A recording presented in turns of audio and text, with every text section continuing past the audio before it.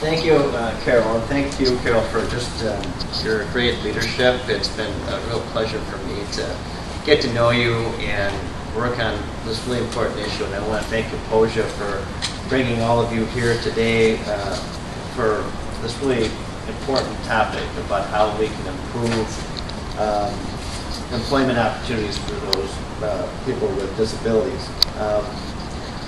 I want to start with talking a little bit about maybe kind of reflecting back on the experience that I had when I was the St. Paul City Attorney. I was appointed by Mayor Chris Coleman after the 2005 elections, that have been January of 2006. And for me, being appointed to that position was something that I never really planned ever in my life, really, to tell you the truth. It just kind of happened, but it was a great opportunity for me to have this great privilege of trying to think about ways in which we could get better outcomes in the city and lead the city attorney's office. And one of the projects that Mayor Coleman asked me to work on while I was a city attorney was this whole issue of how we can do better with respect to our contracting practices and economic opportunities for people, for minorities, women, and people with disabilities. And I took on that assignment, and it was interesting. It was probably one of the most challenging things that I've had to work on in my career, because when I took on that assignment, the challenge was to figure out a way to get the value of what the mayor and the city council was at that time, which was to do a better job in this particular area. And then there was a lot of community interest in this particular issue.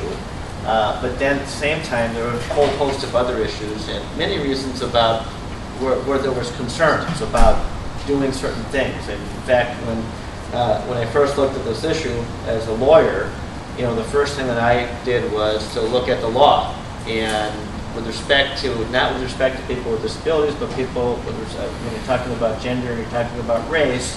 There's a very famous decision in the Croson versus the City of Richmond, and there's a lot of that. The holding in that particular case is, basically you can't have a set-aside program.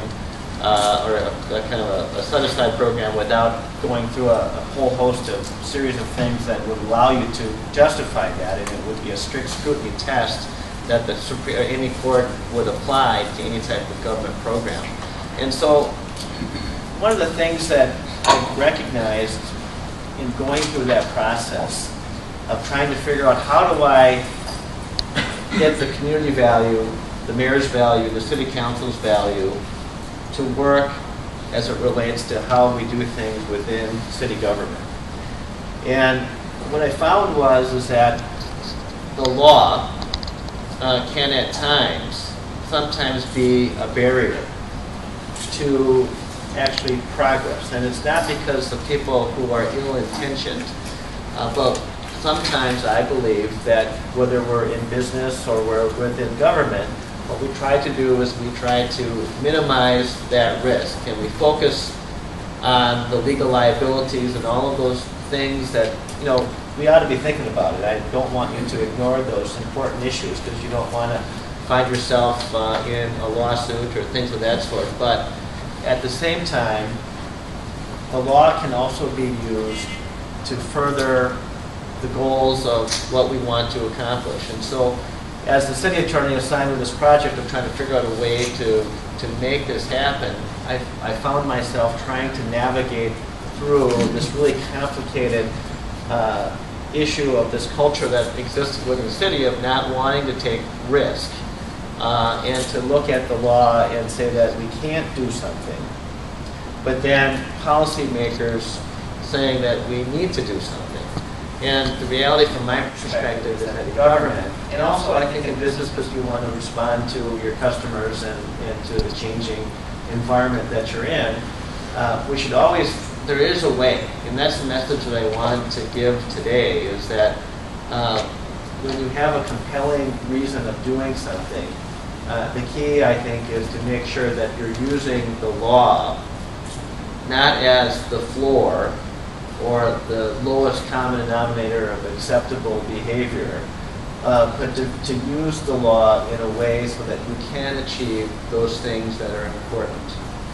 And one of the things that is very important is the issue that all of you are here today to do what we can to increase the opportunities and the participation of people with disabilities in our economic system. And I believe that business and government can play a very, very important role in that process. And one of the things that I think can happen is that we can have aspirational goals for hiring and for contracting practices with respect to people with disabilities. In fact, the scrutiny that the Supreme Court says that needs to be applied, for instance, in the context of government, when you're talking about race or gender, it's a higher level of scrutiny, so you really have to make sure that the things that you're doing are really solid from a legal perspective, but with respect to people with disabilities,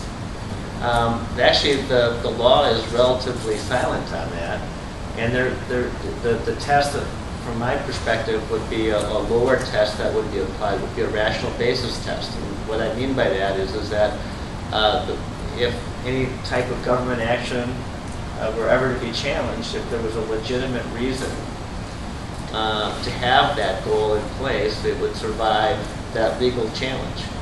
And so I think there's great opportunity with respect to improving opportunities, economic opportunities for people with disabilities, because the scrutiny that the court would apply in any type of program that a government would have is a lot less than in other areas. And so with that in mind, the legitimate governmental interest that we have, and I really believe that government needs to reflect the values of the community that it serves. And if you look at this particular issue, I mean,